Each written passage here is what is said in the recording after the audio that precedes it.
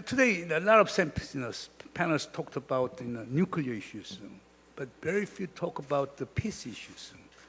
Okay? Of course, creation of peace and maintenance of peace in Korea cannot be done without going through the process of denuclearization. However, it is important that denuclearization cannot make a progress without without reference to peace regime on the Korean Peninsula. But one puzzle emerges in the Korean debate of peace is this. We have never defined what is meant by peace regime. But everybody talked about peace regime, starting from the President Moon Jae-in all the way down to the foreign minister officials, unification minister officials, and also scholars and pundits. Okay. Therefore, first, I will start with this. We'll explore, what is meant by peace regime. By the way, let me introduce, Ambassador Joseph Detrani. Give a big applause to Joseph Detrani. And he was a U.S. Special Envoy to Six-Party Talks, and he was also head of American CIA's, North Korean, team, right? Task force team. Therefore, he knows North Korea very well, and he knows China too. His Chinese is better than his English, And plus, he has been negotiating with the North Koreans. Therefore, he's a perfect person because he was deeply involved in drafting the September 19th joint statement of 2005. And it embodies all those elements, denuclearization and peace regime on the Korean Peninsula. And now we have Morton Halperin, and let us give a big applause to Dr. Halperin. He was a professor at Harvard University, and then he joined the Johnson administration, okay? And then since then on, he worked in Nixon administration too, right? And also, he was, the policy planning staff, or it's called the Director of Policy Planning at State Department. And was during the Clinton administration, he was nominated as an Assistant Secretary of Defense for East Asian affairs, but apparently Republicans rejected him, therefore he never got it. But also, most important career is he was the Executive Director of American Civil Liberties Union. He was a champion of the people's right to know. Therefore, he has been pioneering that effort a long time ago. But now he's a senior fellow at the Open Society Foundation. Let us give one more big applause to him. Ambassador Maresca, he was American envoy to organization, CSC, Conference on Security and Cooperation in Europe, later Organization for Security and Cooperation in Europe. And he has been most, close observer of Helsinki Helsinki process, Helsinki Final Act. And he has, published books on, confidence building measures in European theater. And we invited Ambassador Maresca to hear about his experience with, Helsinki process and the European experience of confidence building measures and peacemaking. Okay, let us give one more big applause. Okay, now first question. What is meant by peace regime? I talk about peace regime all the time, but I don't know it. How do I define it? Joe? Well, let me start. Well, thank you for the invitation, and thanks everyone for being here after dinner. That's it's amazing. Yeah, thank you for showing up. It's an important question. Look, I can give you. I think many in this audience would share my definition of a peace regime.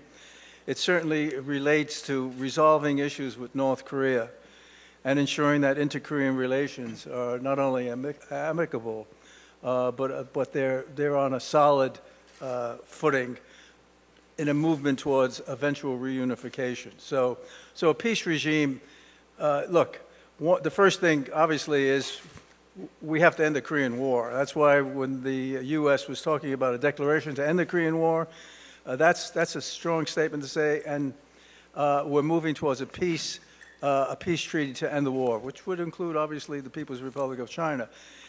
Again, I will mention the Singapore 12 June 2018 joint statement, which cites, the second bullet on that cites what? A peace regime on the Korean Peninsula. So yes, a peace regime is resolving issues with North Korea, and that's the nuclear issue, and we've been doing that for 25 years. And, you know, ladies and gentlemen, I'm sorry, we've been doing it for 25 years, and Dr. Moon mentioned, I don't want to go off on a tangent, but did mention the six-party talks in the joint statement of 2005. That's a very comprehensive statement that talks about a peace regime, that talks about ultimate reunification. That's an issue between the South Korea and North Korea.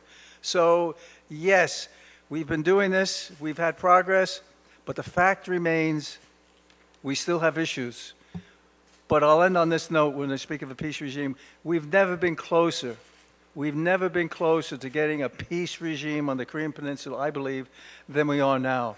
Because despite the 25 years and the problems within those four agreements we had, right, with the joint statement, six-party talks, and initially with the certainly the agreed framework and then the Leap Day agreement, we are now in the mode where you have President Moon Jae-in with 3 summits, unbelievable, with a new leader who studied in Switzerland, and who comes in and says, I want to focus on economic development, and I want rapprochement with the South, and I want a dialogue and normal relations with the United States. I'm sorry, ladies and gentlemen, if this isn't the best time to get a peace regime on the Korean Peninsula, and if we miss out on this one, shame on all of us in this room and anyone working this issue. We're at the cusp of getting that peace regime. Thank you. Mott, how do you define peace regime? Well, let me define it first by citing 2 illustrations of peace regimes. One is Germany and France, 2 countries which fought many wars with each other, and after the Second World War were determined to create what we would now call a peace regime in Western Europe. And by the way, they never had a peace treaty. So while I am all in favor of a peace treaty ending the Korean War, the fact is we have a historical example of a peace regime without following a war and without actually having a peace treaty. But if you had said 75 years ago to anybody who lived in France or Germany, 75 years later, your ancestors will wake up every morning and not worry about a military encounter with the other country, people would have thought you were crazy. Yet, that is the case. Now, Germany and France have a peace regime. Another, which is a little different, but I think is more contemporary and maybe more relevant in some ways, is the United States and Vietnam. I started my career, as was mentioned, in the Johnson administration Pentagon, where we were bombing North Vietnam. So that's a good definition of a not peace regime. And yet now the United States and Vietnam, well, of course, they're geographically very far apart, have a peace regime. Nobody worries about the other being in a military alliance against them. There's open trade relations. And I think what we mean by a regime is that it looks like that. It comes as close as you can to looking like that. So that in the final form of it, the DMZ would be open. People would walk through it both directions. There would be commerce, free commerce between the two countries. And the U.S. military presence in my version of the peace regime is in Korea, but as a neutral force between the 2 Koreas or with the 2 Koreas, rather than guarding South Korea from North Korea. Ambassador Maresca? First of all, I agree with what's been said by my 2 colleagues. My experience, of course, has been in Europe, but we face the same problem in Europe. How do you have a peace treaty of some kind with half of Germany? Because that's what it amounted to in those days. And I think our answer was, first of all, a multilateral document, which was the Helsinki document. And the other was, came out of the Helsinki document. It's a little-known document, but it's called the Joint Declaration of the 2 Germanys. And it was signed by all of the participants in the war, and it is substituted for a peace treaty, and it was signed at the same time as the second version of the CSCE document, the Paris Summit in 1990. It's not very well known, but it was signed at the Elysee, and it looks exactly like a peace treaty. I think something like that is what you would have here.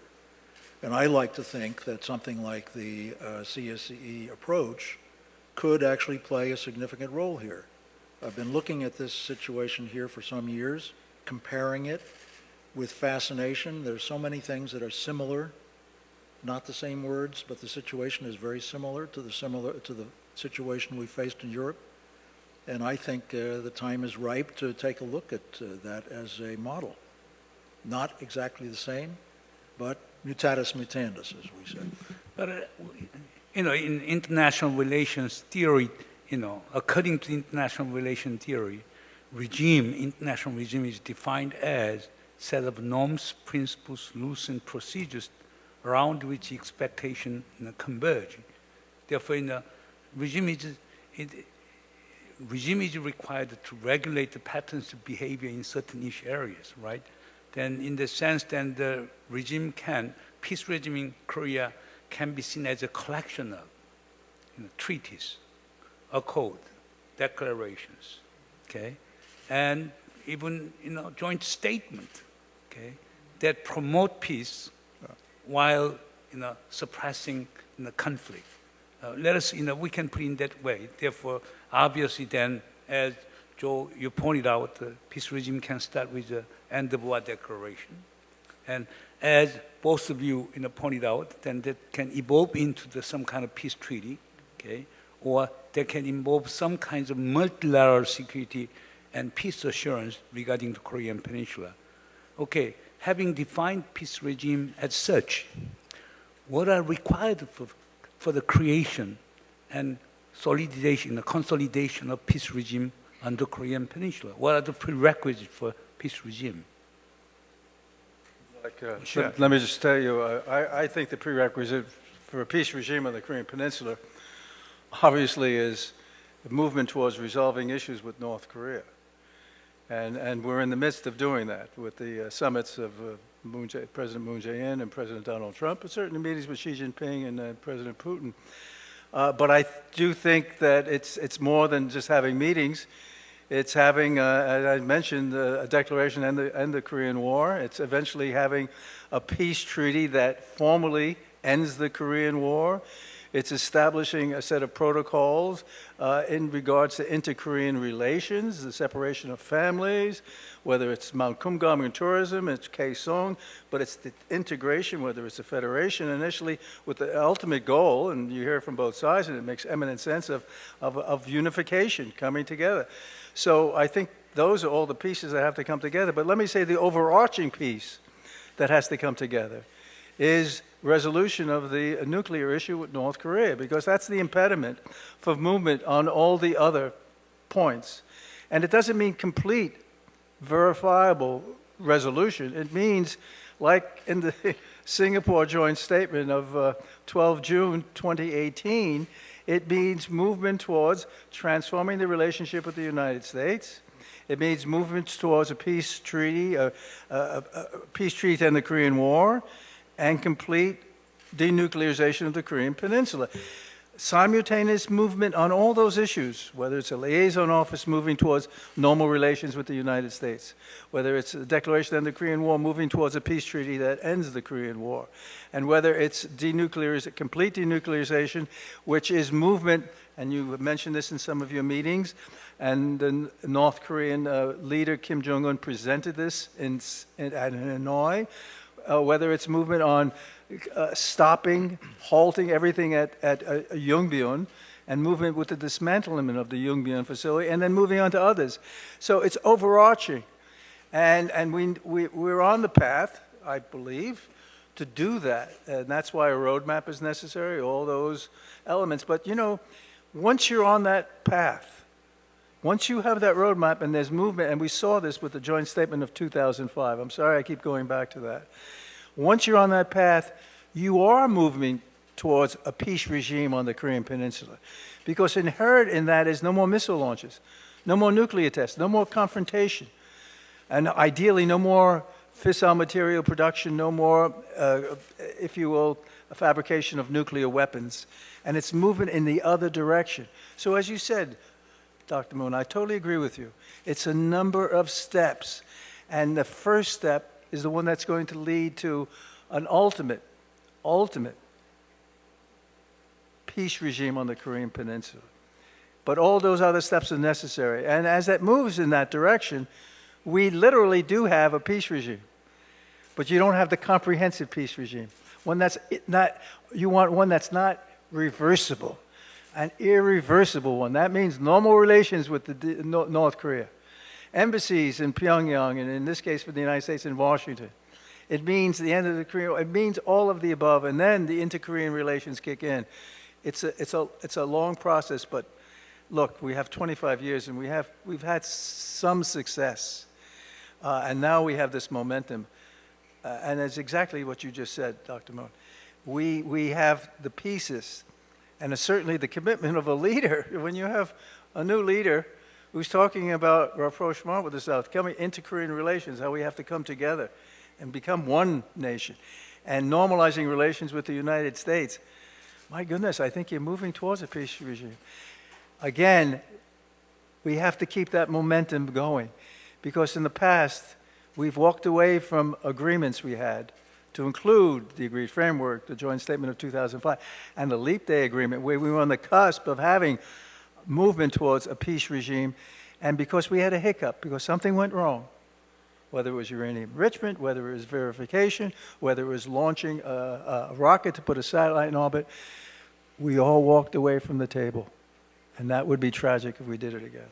You know, Mort, I have one question you can answer along with his comments. Anyhow, now Joe is saying that we need a multi-track approach. We need an incremental approach. It takes time, okay? And try to take the best advantage of a new momentum created by the summit diplomacy. But all those things is good. But remember, if you read the North Korean newspapers or propaganda materials, North Koreans argue that the reason why North Korea is going for nuclear weapon is because of American hostile intent and policy. Therefore, North Korean position is unless American hostile intent and policy is resolved, they cannot go further denuclearization. What is your take on that in the North Korean arguments? Well, I think the North Korean argument is legitimate, is genuine. They really believe that there is a chance that we would attack. I don't believe that.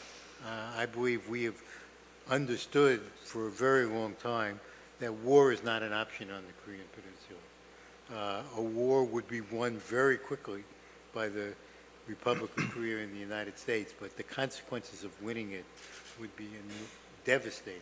Civilian casualties, military casualties, casualties in Japan, for Americans stationed here. Just nobody who spends 10 minutes looking at what a war on the peninsula looked like think it's an option. And we have never, in my view, been seriously contemplating military action, but I think the North believes that we are. And so as we try to move towards a peace regime, I think we need to think about things that will reduce that sense of anxiety on their part. And let me suggest two. One is they clearly are concerned about our military exercises. I don't think we have a very good understanding of what it is that they're concerned about. And there's been a reluctance to talk to them about it because of the belief, correct in my view, that this is a matter for the U.S. and the Republic of Korea to decide together. We need to do those military exercises which are necessary to meet our motto of ready to fight tonight.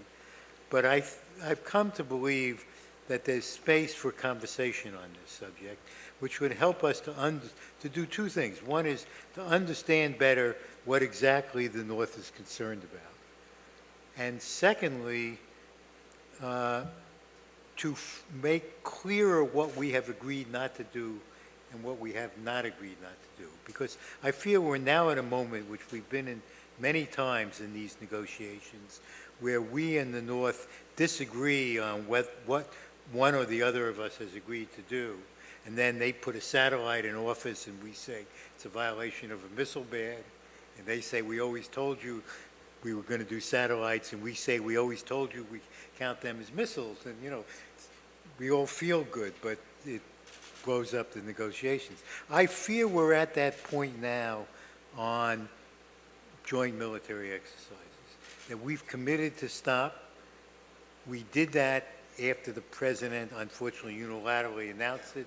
It's now a plan developed by both governments that has the full support of both militaries. So I'm very, and one that they say doesn't adversely affect readiness. But the North is now starting to say it has concerns about our exercises. Now, we may not be able to fix those concerns because they may be about exercises that we feel we have to do. But I think we ought to know more about it. And at the end of the day, we ought to make it absolutely clear to them, this is what we promised not to do. Other things we're going to continue to do, so that there's at least no misunderstanding about it. And the other area which I think, which has begun between the two Koreas, and I think is very important to creating a peace regime, is various kinds of conventional arms control and so-called confidence-building measures and efforts to finally set the boundary in the water and to move the soldiers back, as you've done from the DMZ. I think all of that does two things. One, it creates an atmosphere and a climate which begins to make a peace regime seem plausible. And the second thing it does is to avoid the danger of actual incidents. And those incidents are what set back any notion of that we're moving towards a peace regime. Ambassador Maresca, I think the MOT is touching on the very important issue. But if you go back to the Helsinki Final Act, it had 10 principles. Sorry? 10 principles, okay, mutual respect of sovereignty, territory, peaceful resolution of all the conflict, and obligation with international law and all these kinds of things, including promotion of human rights and democracy and etc. How could Europeans would come up with that kinds of agreement on those principles? But in the case of the Korean Peninsula, and nobody can make that kinds of settlement with North Korea. More than that, now MOT is talking about the CBMs, military CBM, economic CBMs, socio-cultural CBMs. But ironically, the military CBMs, confidence building measures, are most important, but they are relatively easy. However, economic CBMs, socio-cultural CBMs, because of UN Security Council sanctioned resolutions, we cannot make a progress. How do you see that kind of paradox? Well, first of all, I do agree with Mort on the notion of having some kind of building blocks, confidence-building measures, if you want. I think that's a useful tool. But the Final Act, which is, of course, where I come from, is a big vehicle, which includes a lot of stuff. A lot of different subjects are treated there, and so forth. And that's the result of a very big negotiation, which isn't a bad way to approach such a thing either, because it's a way of demonstrating that there are lots of things that you can do, lots of things that you can agree on, bringing in different countries in the same region.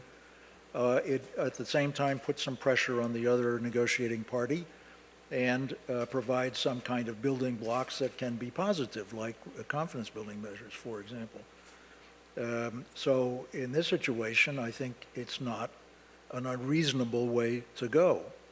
Of course, you have to be careful that you're not giving away something which would be useful in a final negotiation. But I think experience has shown that moving in that direction is not a bad way to build up a record of confidence that permits a much bigger commitment later on.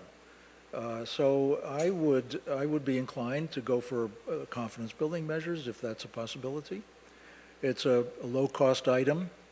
and it's a well understood item, which is applied in many places in the world, and measures of that kind. I think there's also no reason why you shouldn't have two stages in something like this. The first stage builds some kind of confidence on both sides. Don't forget, the other side has its suspicions too. It's not just us. I don't think you can expect North Korea to agree to the whole package, everything you want, in one big move. I think the situation is not of that kind. It's the same kind of situation we faced in Europe when we undertook the CSEE, that is to say, a Soviet Union, very hostile, very isolated, and we had to work for a very long time to include measures, as you mentioned, lots of extraneous, superficial measures which were included simply to make it look good, make it look substantive, to have some things that are going on, things of that nature, which were not the heart of the matter. The heart of the matter was frontiers, of course, and that's the hard part. And you can't just expect an adversary to suddenly agree to everything. You have to have some kind of building block, some kind of preparation, some kind of psychological embellishment, and that you can't do in one fell swoop. You have to build it carefully. A lot of South Koreans think that, for example, resuming Kaesong Industrial Complex, resuming Mount Kumgang Tourist Project would be very good symbol and token of economic confidence building measure between North and South Korea. But United States that argue that that's a violation of UN Security Council sanctioned resolutions. So what is your take on that one? Well, I mean, if something works, I think what the UN had to say about it some time ago is not necessarily the measure. What you want is something that will work, right? And you want something that the other side can agree to and that will work for your side as well. So you look for those measures, and if it's out of step with the past, well, you know, that's what you're trying to do. You're trying to move on to another phase. You're trying to advance the negotiation to the stage where you can have an agreement. So it's normal to make some difference with. How about, you know, Ambassador Titrani? Suppose, okay, the resumption of Kaesong Industrial Complex can be much more complicated because it involves the strategic materials and whatever. However, Mount Kumgang Tourist Project, the only concern related to the UN Security Council sanctioned resolution is the issue of transfer of bulk cash. But if we allow individual South Korean citizens go to the Mount Kumgang Tourist Project, that is not violation of UN sanctioned resolutions. But American government is concerned. If you were advised to the South Korean president, how do you advise to him? Well, you know, being I'm not in government any longer, but I do follow the issue. Let me just say, Mount Kumgang visits, the bringing together the separated families, Kaesong. Of course, these are all confidence-building measures. All these are all very positive. Inter-Korean relations, and in fact, North Korea joining the Winter Olympics at their request, and President Moon Jae-in saying, yes, come on in. Of course, these are all look, we've had confidence-building measures with North Korea in the United States also. We had technologists and scientists visiting some of our universities for medical research purposes, for if you will, high-tech purposes, computers and cyber. This all fell through after the joint statement of 2005. So we've had these pieces. I don't want to sound simplistic, but I'll say this. I think we could resolve Mount Kumgang very easily, and Kaesong and a lot of other things if we can. And we were so close. We had this Singapore joint statement. Unfortunately, Hanoi didn't move the process forward on the implementation. But if we, again, with President Moon Jae-in and Kim Jong-un, now with President Donald Trump, a third summit, but before that, some work on the core issues. Because I submit this, ladies and gentlemen. If we can't get the core issues right, we're always going to have problems on the periphery issues, those issues that are on the side, because that will affect it. And you just said that, Dr. Moon. You said that some of the money could be siphoned off and go to their nuclear or their missile programs if there's case so. And you could make the case. How I submit this, however, if you have an agreement with North Korea, look, but North Korea needs security assurances.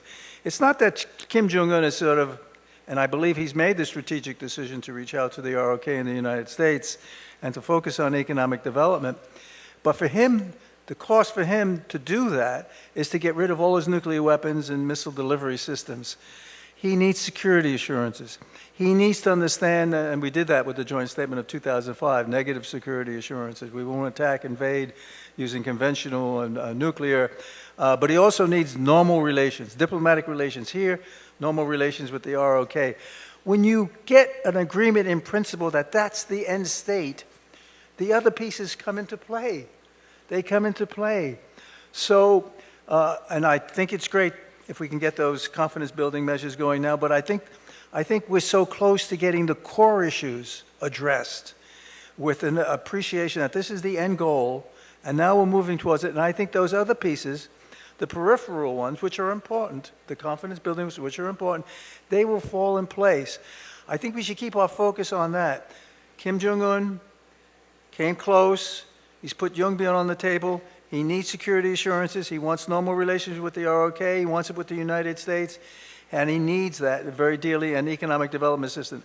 I keep going back to the joint statement of September 2005 because it included all of the above, with 5 working groups that addressed all of those issues. So what I say is this. On the sanctions issue, this is obviously an issue that has to be discussed with the Security Council, has to be discussed with your President, President Donald Trump, and so forth. But I think the bigger issue, it's important obviously, but we're so close to addressing the big issue that will then resolve all these other issues. The ancillary issues would be getting an agreement in principle on what they agreed to in the Singapore 12 June joint statement. No, but, okay, go back to June 12th, Singapore Declaration, Article 1. And the U.S. and North Korean leaders agreed to establish the new relationship based on trust. Yes. For North Koreans, establishing new relations start with lifting sanctions, because the sanctions signify hostile intent and policy of the United States. Right. But Americans think no. Okay. If you get rid of all those core issues, then we'll lift the sanctions. Well, how do you resolve that kinds of? How I would respond to that is this. Those sanctions that North Korea asked to be lifted were all post-March 2016. And there were about 6 major, if you will, sanctions that were imposed. Powerful sanctions affecting their trade with China, capping the amount of crude oil, petroleum products they can get into North Korea. So very powerful sanctions. They want that. But that could be addressed. I agree with that. But there are other workarounds. We talked in some of your sessions about humanitarian assistance, and your government is providing humanitarian assistance, whether it's medical, to hospitals, schools, orphanages. There are workarounds on other issues there that could be done that do not touch these 6 UN Security Council imposed sanctions. Because let's say the United States and others, and I believe have all come out and said, these we do not want to touch. Now, I think once we get into negotiations and we get movement, I think those would be all put on the table. But I think as a going in, I think we could get sanctions relief for North Korea. And I think it's proper to get the sanctions relief. But again, if we get agreement on the core issues, and we're close to it with the Singapore joint statement, I think those other pieces will come into play. And I think and there are lots of workarounds on sanctions. And look, sanctions they could snap back. This is what, Lee Young-ho said that, and the foreign minister of the DPRK. He said, you can lift some of these sanctions, and if you're not happy with our performance, you can snap them back on again. That's a case to make in negotiations. That's why you have negotiators meeting. The problem with the issues, Dr. Moon, right now with North Korea is we do not have our negotiators negotiating anything. They're not talking. And if you're not talking, how could you address these issues? Mott, how do you respond to Joe's? Well, I agree. I think the critical thing at this moment is to find a face-saving compromise for both sides that gets the negotiators to the table. The problem for both sides is that they both come to fear that it doesn't matter what the negotiators do with each other because the two leaders then walk away from whatever either side describes. So they got to find a way to come out, get over that hurdle, and then have a first agreement. And from my point of view, it almost doesn't matter what it is. Whether I think it has to have sanctions relief of some kind because the North wants that.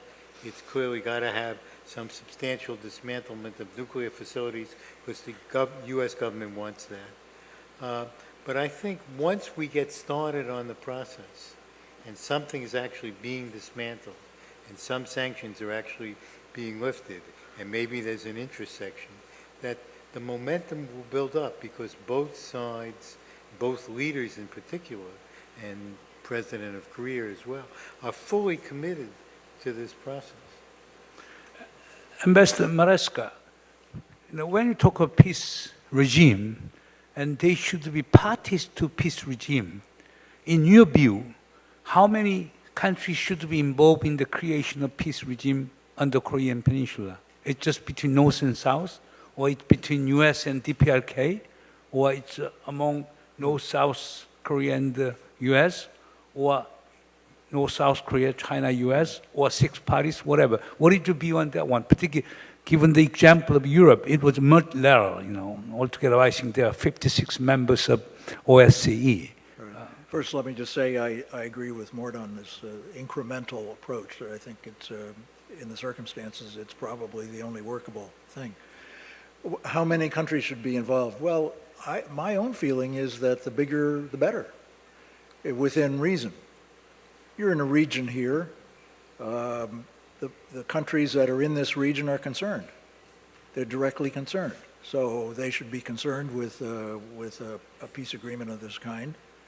And that would include, in this region, that would include all the countries on the shores of the North Pacific, let's say, at least. But any country that is is in the region and has reason to be concerned about what North Korea is doing this way or that way should be included. And actually, I think in many ways, the broader the better. If you're going to have an agreement, you want to have support from all those that are concerned. And that, I think, helps both in terms of putting pressure on the North in terms of a negotiating scenario. If there are more countries involved, pushing them toward an agreement. It puts the bait out there, which is a much bigger bait than just dealing with the United States. We Americans tend to think that we're the only ones, but I think any country is concerned with the opinions and the relations with its neighbors. So I think all of that is legitimate, and I would, in the end, I would make it as big as possible. Joe, do you agree with Ambassador Maresca's proposition, bigger, better? Well, I can understand that, but I certainly think China and the United States and the Republic of Korea need to be sitting at the table to have a peace treaty to end the Korean War. I mean, these are the principal participants, and at a minimum. And for declarations from the United States that our intent is to end the Korean War, that will come from the United States. So at a minimum, we need 3 countries at the table to have a formal peace treaty. But when you get to the issue of security assurances, and I would agree then with the ambassador, when you get to the security assurances, it's not only normalization of relations with the United States, normal relations with the Republic of Korea, negative security assurances, we won't attack, invade, nuclear, conventional weapons. This is where other countries can come into play. And certainly the People's Republic of China and the Russian Federation, allies of North Korea, could come into that to confirm that there are solid security assurances for the DPRK and other countries, I might add. And this is ASEAN that can come into that. So I see... ASEAN too? Well, look, if we're talking about... if countries want to just come in and say, we're supportive of North Korea moving in that direction. We're supportive of North Korea committing to complete verifiable denuclearization.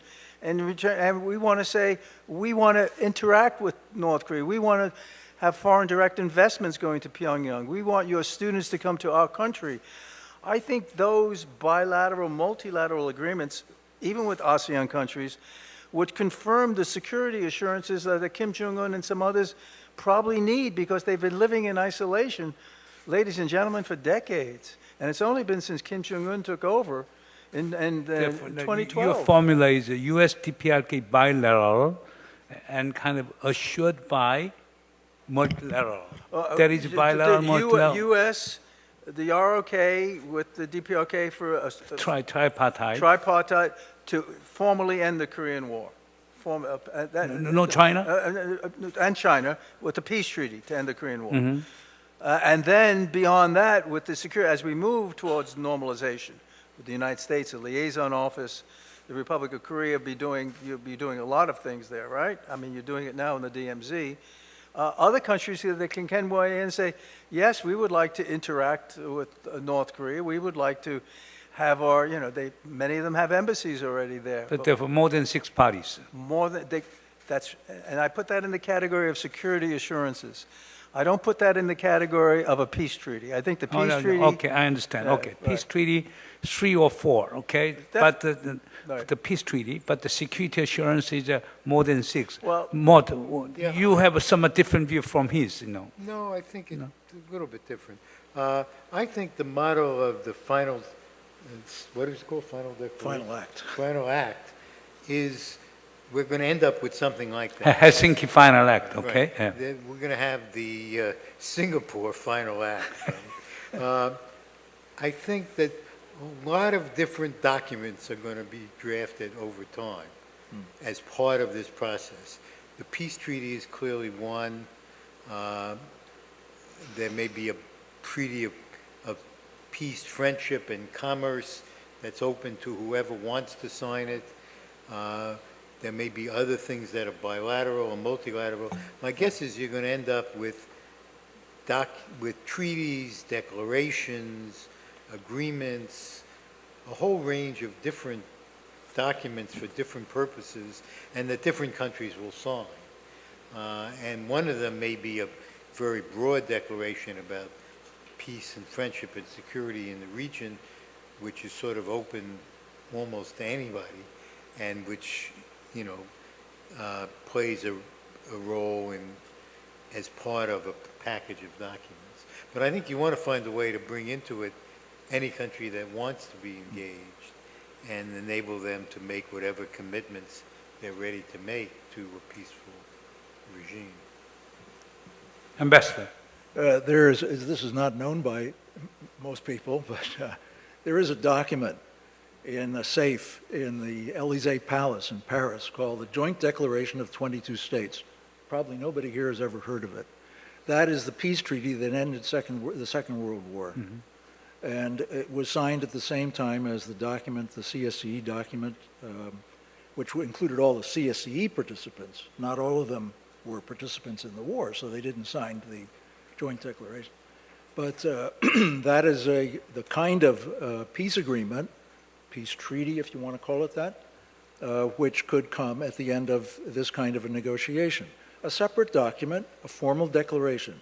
It doesn't even mention the war, the declaration. It simply says that the countries that signed this have no reason to be at war, have no enmity toward each other, and so forth. So it's a declaration that there's no longer any war between any of those participants. And then it's signed at the highest level and put in the safe in the Élysée Palace.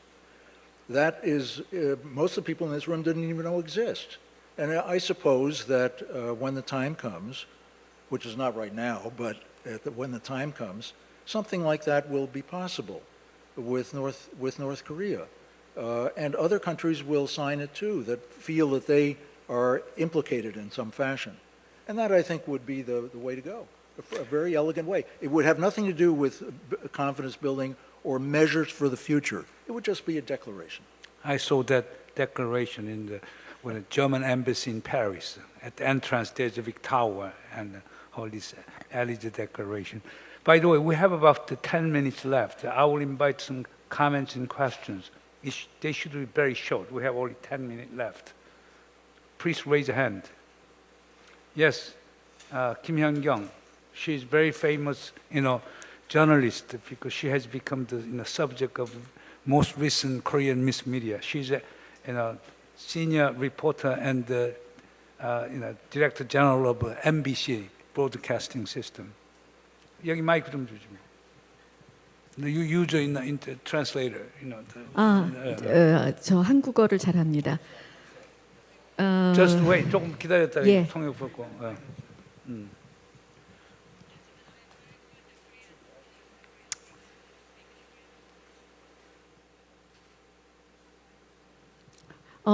오늘 말씀을 들으면서 문 교수님께서 워싱턴에 있는 몇 퍼센트의 사람들이 지금 한반도 문제에 대해서 어떤 긍정적인 생각을 가지고 있나 했는데 그 거의 1%에 가까우신 분들인가 하는 생각을 했습니다. 사실 제가 작년에 평양에 가서 닥쳐야 했던 딜레마는 2.5달러짜리 김치찌개를 사 먹는 것이 과연 대북제재 위반인가 아닌가를 고민해야 되는 것이 현실이었습니다. 그리고 금강산에 취재를 가는 우리 기자들이 대북 제재 때문에 미국의 부품이 들어간 카메라를 가지고 가지 못하는 현실이 생겼습니다. 이제 그런 상황에서 지금 싱가포르 파이널 액트 얘기를 들으니까 지금 아주 상당히 어떤 희망이 솟고 또 이게 우리의 생각이 지평이 열린다는 그런 생각을 하게 돼서 감사하게 생각합니다. 이 9.19와 같은 훌륭한 합의를 두고도 25년 동안 해결하지 못한 지금의 북한 핵 문제를 해결할 지금 아주 좋은 기회라고 말씀을 하셨는데요. 전적으로 동의를 합니다. 하지만 우리에게 시간표, 과연 그 시간표는 도대체 어떻게 될까? 그 중요한 액터들이 그 정치적인 임기들이 남아 있는데 트럼프가 있고 문재인 대통령이 있고 임기가 무한대나 마찬가지인 김정은이 있습니다. 그들을 위한 시간표는 과연 어떻게 돼 있겠는가? 두 번째, 이 최종 목표에 대한 합의는 분명합니다만 과연 그 시작을 어떻게 할 것인가? 지금 최종적으로 어떤 목표가 분명하지 않기 때문에 시작을 못하는 이 상황이 있는데 한국에서는 이것이 빅딜이냐 스몰딜이냐 아니면 굿 이너프 딜이냐를 놓고서 많은 이야기들이 있어 왔습니다. 과연 좋은 시작은 무엇인가? 끝까지 간다는 보장이 없이는 시작도 하면 안 되겠는가 하는 그런 우려들이 있는데 이에 대한 견해를 좀 듣고 싶습니다. Okay, who wants to start? Very tough questions. Start? Yes, please. Your points are just excellent. Thank you very much for the question and your comments. I think were excellent. Let me just say, I don't believe we want to spend a lot of time. You mentioned Kim Jong-un may have a lot of time, but President Moon Jae-in, certainly 2020 for President Donald Trump. I think most people are saying we've come this far. And in the past, when we've come far, like with the joint statement, like with the agreed framework, the Leap Day Agreement, when we came up with an obstacle, what happened? We stopped, and we had greater escalation and more tension. So we have to learn from that. That means we have to keep the momentum, and you're absolutely right. We should resume negotiations at a working level, but these are high-level people, but a working level to address the issues we're talking about. Security assurances, economic development assistance. What do security assurances mean? What do we mean by complete verifiable denuclearization? We all have to agree. I think the US and the RK know what we mean by that. Complete verifiable. And I think Kim Jong-un does. Personally, I don't think Kim Jong-un wants. I've never heard them ask about the US troops in the ROK or extended nuclear deterrence. I've never heard them in all these years dealing with the North Koreans. So I think sometimes our own critics make up stories that inflame things. So we have to move quickly. Because if we don't move quickly, there will be the naysayers, those hawks who are in Pyongyang will have naysayers certainly in the United States, all countries will be saying it's not working, and then things will deteriorate further. So it has to move. We don't have time. I think it should be done before 2020. I think before 2020, we should have another summit. And before we have that summit, we would have the working level negotiators work on the September, not only the September 19th, 2005, and they should look at that because it's a good document, but work on the Singapore joint statement, the progress we're making, and what is the roadmap to achieving all of the above. That's all very doable. We've been doing this for so many years. We know the issues. Okay, Mott, you want to add? The only thing I would add is that we need to always ask ourselves what the alternative is to coming to an agreement. And in the case of dealing with North Korea, we don't really have an alternative. As I suggested, war is not an alternative. The alternative of the Obama administration was called strategic patience, which meant watching the North Koreans build up their nuclear capability, which is neither a policy nor a particularly good outcome. So I think most of the things the North Koreans want are things that we can give them that don't have a high cost to us, and in most cases, no cost to us. We can say we're not going to attack you, we can trade with them.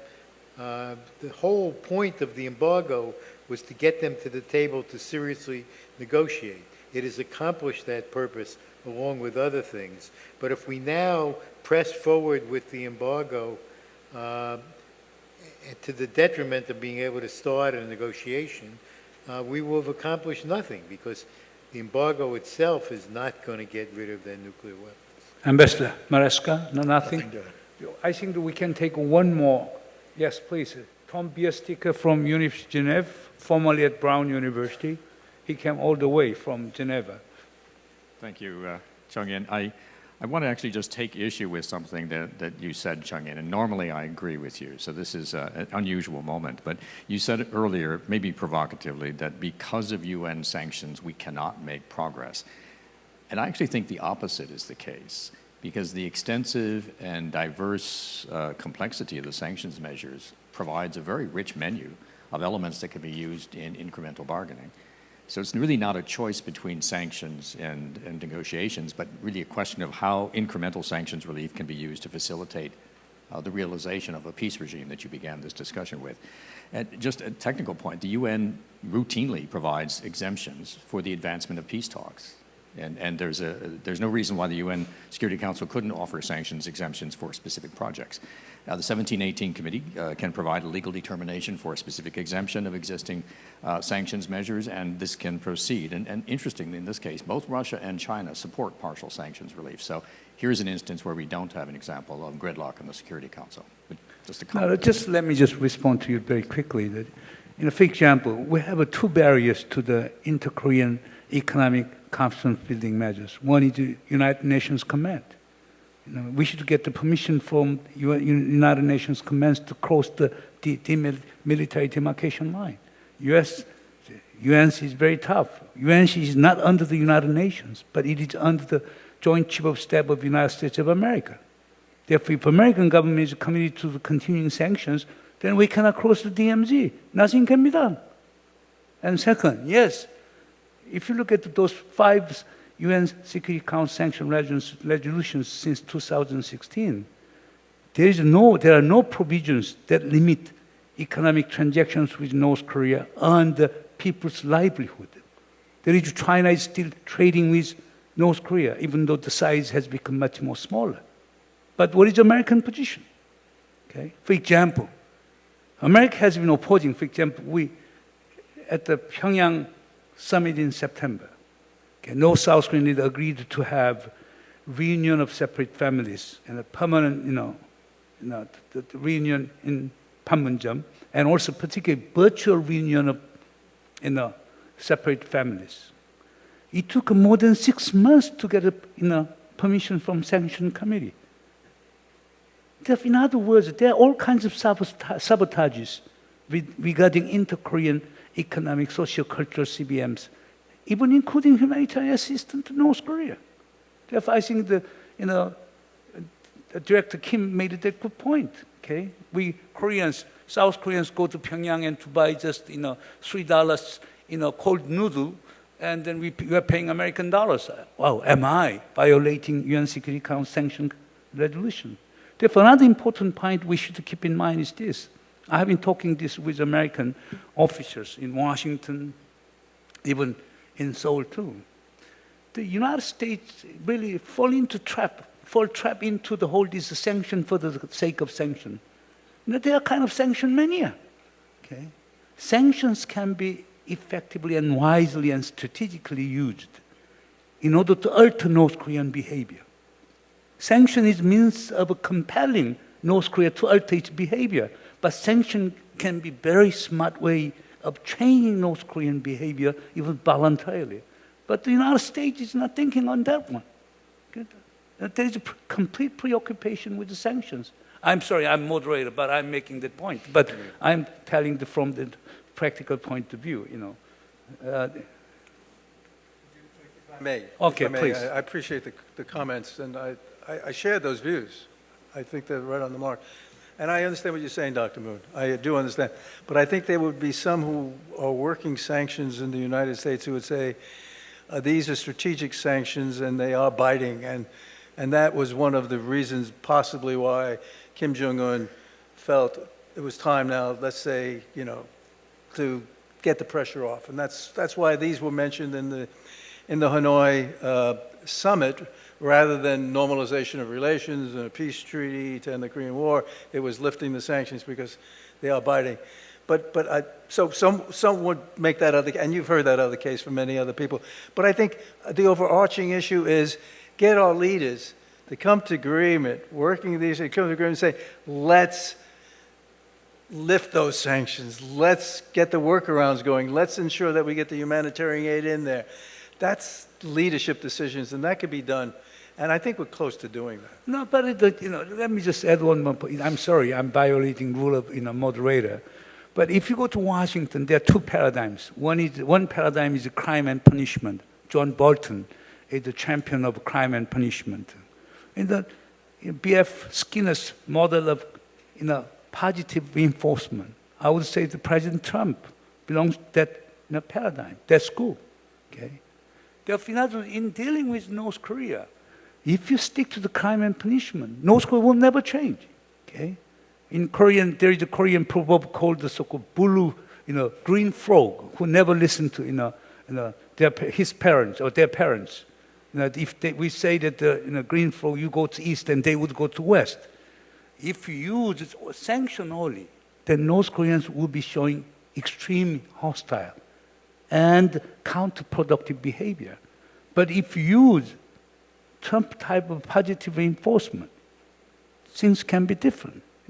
As Blanchard, the writer Blanchard says, praise can change, can make a whales dance. And I think the simple truth of life. And I talk too much. Okay, let us give a big applause to the panelists here.